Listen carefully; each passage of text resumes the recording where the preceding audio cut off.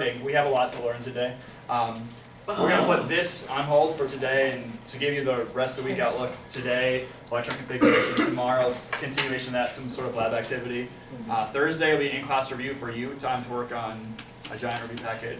Friday will be a review with me, and then Monday will be the test. Okay. And that's pushed back a day just because of the cross-country meet. I'm not going to be here that much on Thursday, so I wanted to give everyone an equal opportunity to do well on that. So we are back to the note guide, and the section we didn't cover was section 3. Electron configuration has not a lot to do with the stuff we've been talking about the mold. It's kind of a break from math for a day. So we're going to kind of get back to what the atom looked like, what was going on with it, and here in section 3. If you remember, the picture of the atom was kind of a nucleus with protons and neutrons in the middle. And then there were some electrons in orbit around there. That's the Rutherford model. Okay. The Rutherford model's nice, but as we went through time, we kind of perfected what the atom really looks like because technology got better, et cetera, et cetera. So we're going to spend some time talking about electrons. The reason we have a whole section on electrons is because when electrons, when you see reactions happen, or when you see something happen in chemistry, whether it's release of energy or some sort of color change, some sort of reaction is usually due to some transfer of electrons. And so a lot of time is spent wondering where the electrons are, what they are doing, where they're going, and how they got there. Okay, so we'll talk a little bit about what that all means. Electron that's closest to the nucleus as it can be is said to be its lowest energy level. We'll call it the ground state. The ground state is the most stable state for an atom. When all the electrons are close to the atom, that's the happiest it can be. Sometimes electrons wander away, and then the atom becomes more and more reactive, and that's called an excited state, which we'll get to in a second. The farther away the electron is from the nucleus, the higher energy level that it occupies, and so as you get further and further away, you have more and more energy, high energy electrons. People used to believe that electrons could be anywhere in relation to the nucleus. That turned out to be not true. The electrons actually are in specific energy levels known as quantums. There's a difference between them called quantums. It's a very tiny, tiny, tiny number, but electrons can only be in certain spots, certain distances away from the nucleus, and those spots are called quantums. Okay.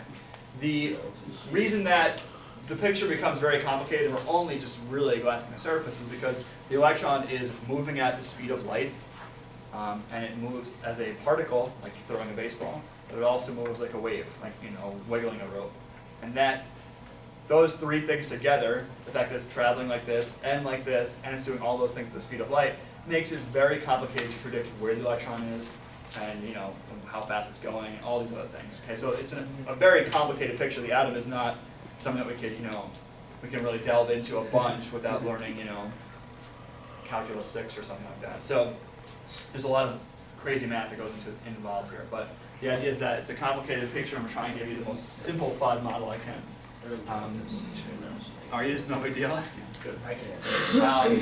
Okay, so the present day model, the atom takes into account both the fact that the wave, or that the electron is a particle, like throwing a baseball is a particle, and also as a wave. So it's doing two things at once, and that makes it complicated. And it gives us a good picture of what's going on. In this model, the electrons are located in orbitals, regions around the nucleus that correspond to specific energy levels.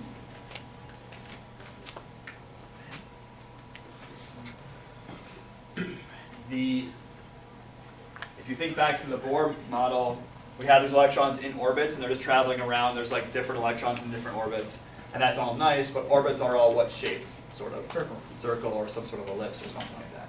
Okay. In reality, the picture is more complicated. The electrons are not just going to be in these like predefined orbits. Instead, what's really going on is the electrons could be in these kind of regions, which are three-dimensional and have very difficult pictures that you could, I'm not going to ask you to memorize them, but they're not just simple like orbits. They are complicated pictures. They're like flower petals, and I'll show you some of them in a second. But that's where the electrons are. Okay. And they're moving at the speed of light in those regions, and the pictures are not easy to... I'll show you the pictures in a second.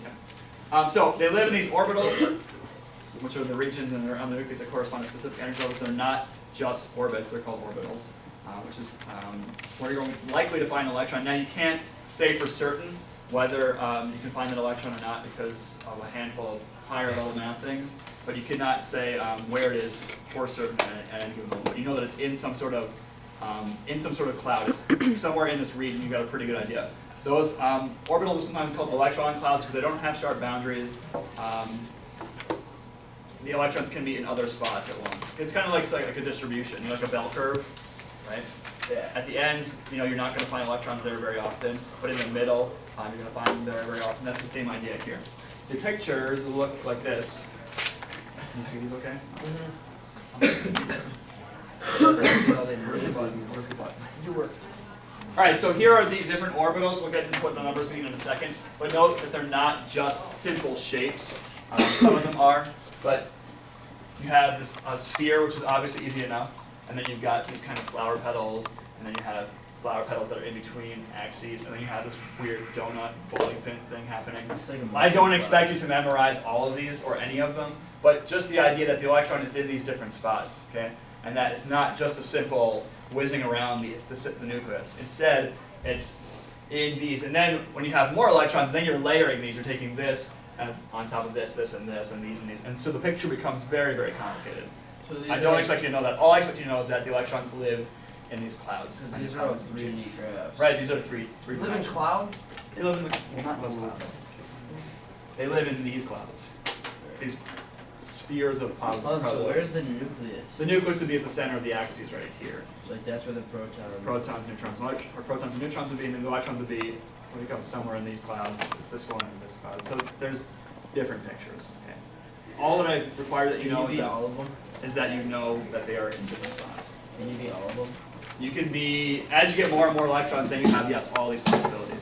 But if you just have a handful of electrons, then you're probably just in that first one, and then so on. I'll show you all of the second what that means. Cool, so cool beans. Where'd it go? Okay, so that's what the electrons are. We like electrons in the ground state. It's the lowest possible energy state. Good luck.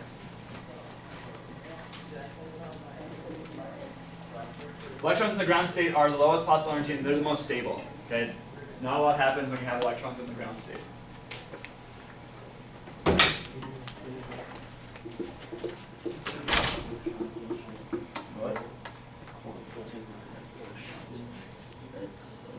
You can give electrons more energy, and they move to excited states. Obviously, the excited state is an energy state in which the atom has more energy than does its ground state. You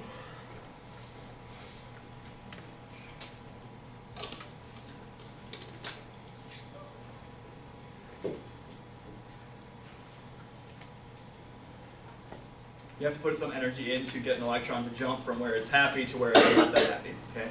And then when it's not that happy, it's going to eventually fall back down to where it is happy. And then when that happens, that electron releases some energy back out. Okay, so this is what this is saying. Electron in its excited state will release a specific quantity of energy as it quickly falls back to its ground state. So you put some energy in, it jumps up, it falls back down to where it wants to be. When it falls down, it releases some energy back out. When you drop from a higher state to a lower state, the electron emits a characteristic wavelength of light. Every element here, when you put some energy into it, has its own unique wavelength of light that it gives back out. Okay, so when, for example, when you put energy into potassium, the electrons jump up, or some of them do. When they fall back down, they give up a certain amount of energy. That energy, to us, looks like purple light, and you'll see that tomorrow. So it's going to be like, yeah, exactly. So that's what happens when you... Yeah, it is. It actually happens all the time when you flick a light on like this, okay? If you've ever seen these light bulbs, they have a current on this giant tube like this, and there's electrodes at one end, or at each end of the light bulb, right? So when you flip the light on, you run some electricity through the light. That provides energy to the electrons in the light bulb.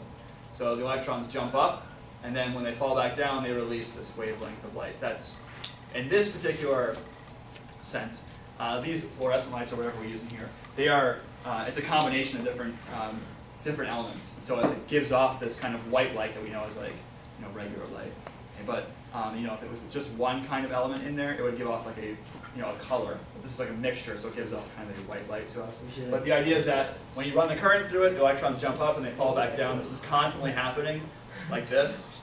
And when they fall down, then they give off this light. When you turn off the current, then there's no more electricity. Strobe light. And then, yeah, strobe light. Let's go. Fight, fight, fight, fight, fight. That's one of my favorite Simpsons episodes when they play hockey.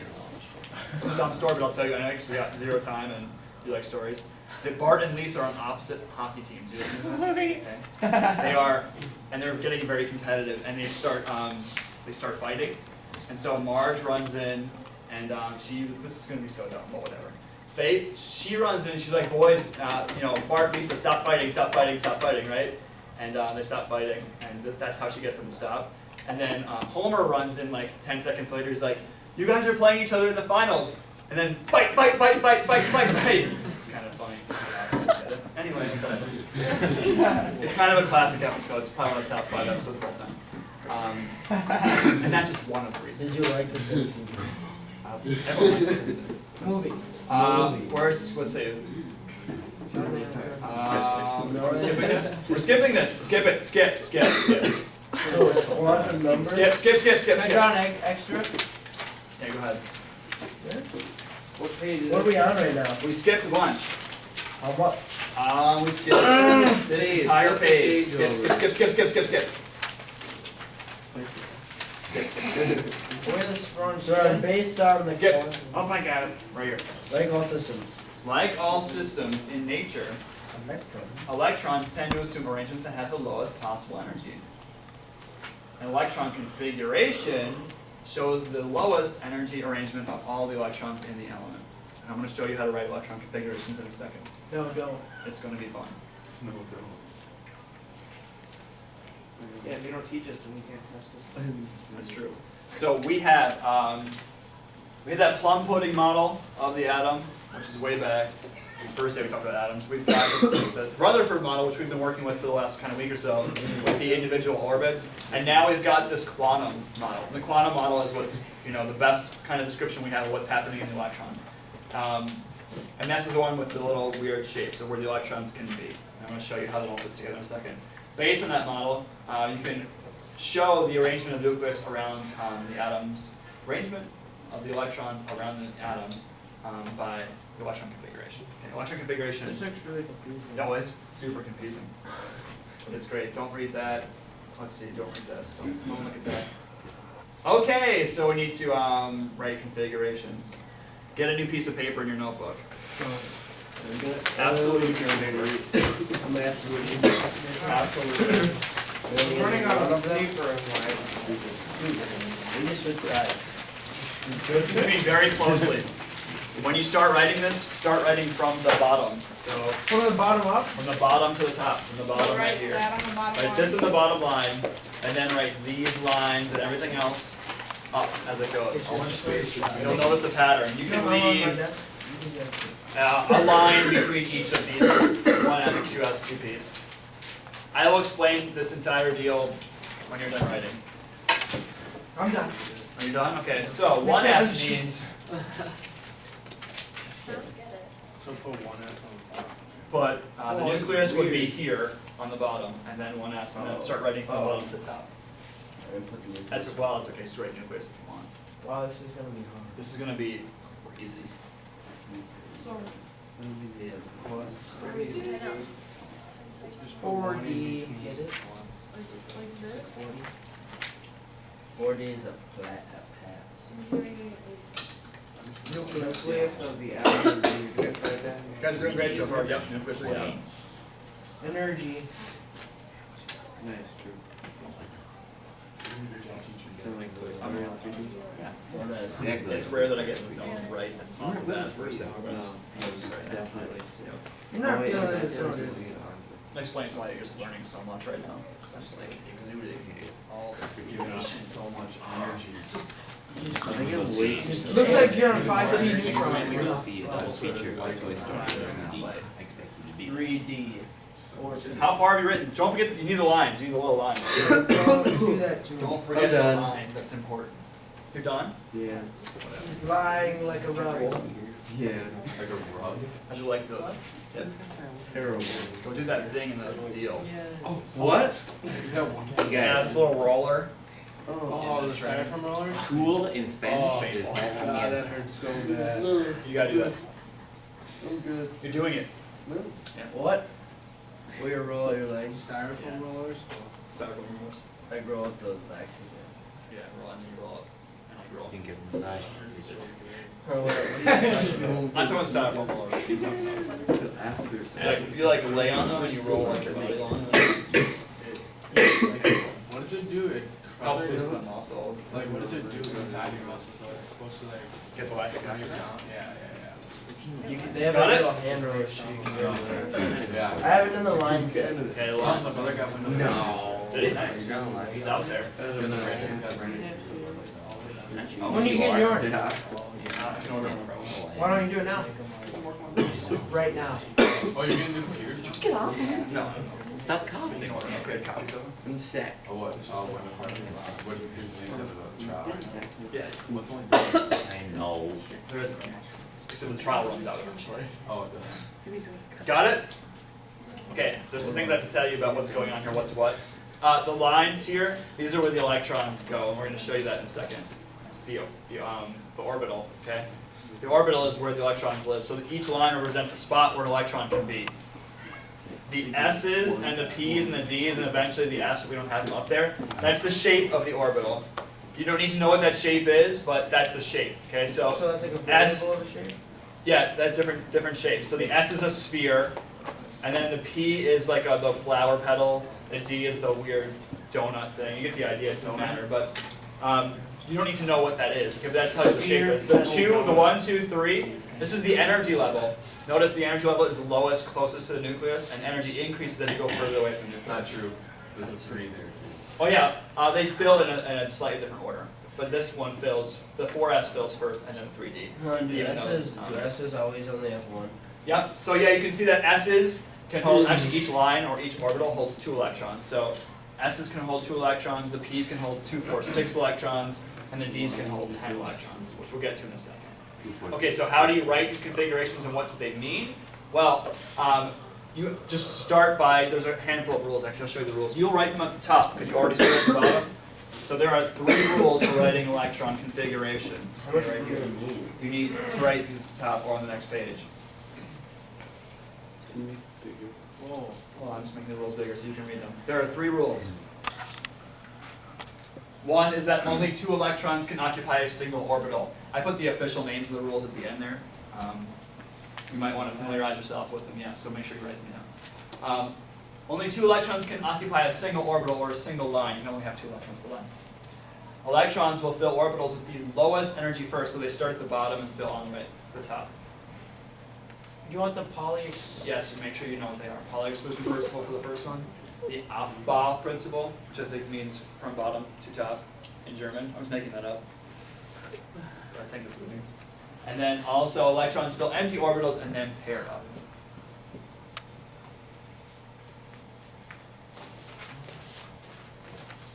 Is it a Cougar Day? Yes. There's no way we're gonna finish today. Good, that's what I like. I'll still give you homework though. Don't do it. Not cool. We're gonna use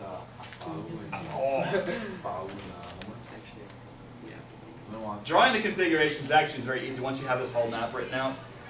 It's not that difficult to do. So I'm going to show you how that works in a second. Germans will say it a little stronger. About 9! Get to the chopper! Like that. That's gonna be good in the notes. What? Imagine life should be this one. Oh. Nazi zombies. You'll see it. Yeah, you ever heard I that? only played like once. Yeah, Right? He's really That's bad. a lot. play it. Well, I had it. You don't like Nazi zombies? Ready? Did you write the rules down? Yeah. Or are you done? No way. It's It's a principle for the last one. There it is. It's not one that I'm telling you. That's weird. I just cracked my back Some up. Xboxes don't play Nazi zombies. Alright, so how do we use this? Well, it's a very simple tool. Ow! Let me show you how. Nick, you want to do it, bro? if you have a pen or a pencil, I suggest using a pencil on this part because you want to make, you're going to start filling the lines, or at least just do the lines mentally.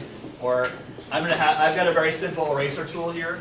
You might want to find a similar solution for yourself. Otherwise you're gonna run out. I'm not going to go that far on this one. So let's write the electron configuration of sodium. That's sodium right there. Yep. First of all, tell me in a stable atom of sodium, how many electrons do I have? 1. Try looking at the periodic table. 11. 11, okay. If it's stable, or if it's neutral, it's got 11 protons, 11 electrons. Okay, so you start filling in electrons. You follow the 3 rules. Start from the bottom. Every line gets 2 electrons, and fill empty lines first. Okay, so let me show you that. Let's start from the bottom. You draw these little arrows. They are, I say arrow differently than you do, so let's not make fun of me. One of them has to spin up, and it's easier to write them like this, but you can write them like this if you want, just an extra line. And then one of them has to be down when they pair. Okay? So on a line, you can only ever have that. You can't have the 2 of them facing the same direction. There's some other rules here we're ignoring. So that's how they pair. It's complicated, okay? But this is what you want. Ready? I'm going to draw them like this because it's easier. But they mean the same thing. Are we okay with that? With my rules? Yeah. You can draw them like this if you want, but it's going to take you, I'm going to save an extra like 20 seconds on my life, and you're going to have like an extra, you'll die 20 seconds before I die. Start from the bottom. We're going to have, when this is done, you're going to have, how many arrows are you going to have on here? 11. Okay, so let's start. We pair 1, 2 electrons first. Again, pencil will be good here because I'm going to erase it eventually. Go to the next line. 3, 4 electrons. Okay, now here's the tricky part. All of those are from the bottom up, and then only 2 electrons can occupy a single orbital. We've kind of filled those rules. Now the third rule is that electrons will go to empty spots before they pair up. So not a problem for this one, but eventually you'll see there's a difference. So on this one, you would go to empty spots first. So here's 1, this is 4, 5, 6, 7, and now they fill the empty spots, and now they pair up. So 8, 9, 10. So they're always up and then you fill them up with the down. Yeah, either way is fine. And then, what do we have to do? 11. Those are 11 arrows. Does it matter if it goes up or down on the left? Arrows. No, no. Let's say no, it doesn't. Okay, that's just the picture. This is just a map to show you what the configuration is. Now you actually have to write the configuration out. Okay, so the configuration is kind of tedious. So for sodium, all you do is you say what's going on here. So you have 1 S, and there's 2 electrons there, so you're at a 2, like this. Where's what's written? Somewhere off to the margin or whatever. And then there's 2 electrons, 2 S, 2. How many electrons are in the 2 P's orbitals? 1 and 6. 6, so you go 2 P and then superscript 6, and then how many in the 3S? Just 1. 3S1. There's some connections here that we're not making. Let me show you what they are. First, energy level. This is the same. The big number is the energy level. The S is what again? In this case, the sphere. S, P, D. Those are the shapes. You don't need to know what they are. Okay, but that's what the shape is. It's describing to you the shape. And then here are the capital or the superscript 2. What does that mean? amount of electrons. Amount of electrons in that spot. Okay. So this map shows you this is the actual configuration that we care about. This is called electron configuration. Okay. Every configuration, is built off the periodic table, and they kind of go in order. So if I asked you what the configuration for magnesium was, well, it would just be 1 more electron, right? It would have 1s2, 2s2, 2p6, 3s1, or sorry, 3s2 instead of 3s1. So it's right next to sodium, so there's just 1 more electron there. Right? So it all builds on top of each other, which we're going to kind of come back to tomorrow, because we don't have a lot of time to come back to it right now. Want to try another one? Yes, you do. Hang on, so we have to write up this graph every time we want to do it? You have to have this graph available to you. Show us how to shorten that. Where should we shorten it? Oh, yeah. Yes, but probably not today. Do it. What? Oh, too late. Oh, too late. So sad. So now what do we have to do? You have to write the configuration for. Yes, now what do we? Yeah, so if we just erase it, Write over it or whatever. we can just use our fingers, can't we? Thulium. Oh, yeah. I'm not going to ask you to draw the graph. I'm going to ask you to draw the configuration of 1s, 2s, 2s, whatever. Alright, let's do the. And All right, can let's pick one. What do you want? we use this graph on the test? Lithium. No, too easy. Phosphorus. No, stop, Bromine. stop. No, radium. Helium. Write the configuration for bromine, everyone's favorite poisonous gas. Thulium it is. I don't have a pencil, so I'm just gonna. Where's bromine? But this is the answer. Bromine. That's the answer. Just configure. I can't even find What's up, Bromine, right side. 35? 3 down, element 35, ocho cinco. So we are, 4, 10, 12.